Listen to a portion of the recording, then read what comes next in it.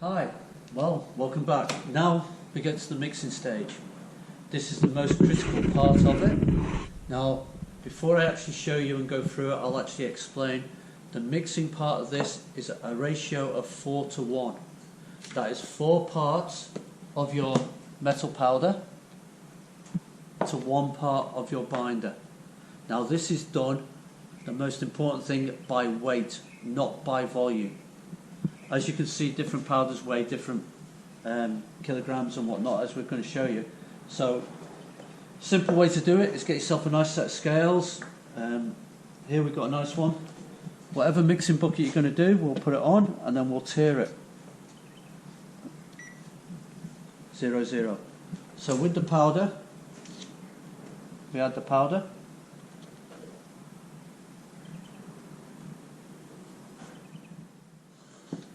As you can see here, if you zoom in, we're on 0.1, just over 0.1029. So that's 1. So what we're going to add now is 250. On the binders that you get sent, you can see fine, which is obviously, you can see a lot liquider. Compared to the texture, which is a lot thicker, you get a lot more build up. Today we'll be using the fine. So now, simply pour in until we hit 1250. Just a little bit over, but that's good enough, and that was it. So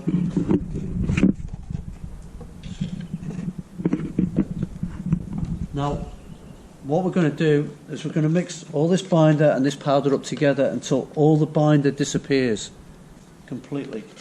So if you can do it by hand like this, or if you get a bigger job, you can use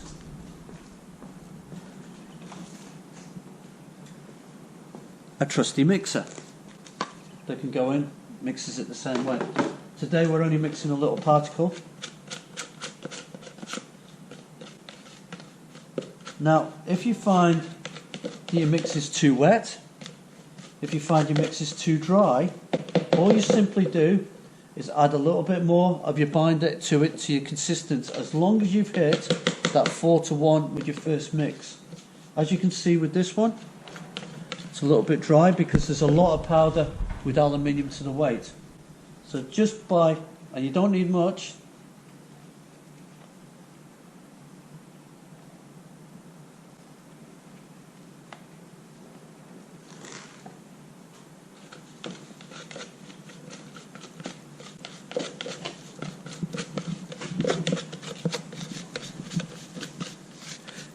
it's just getting there, just need a little bit more.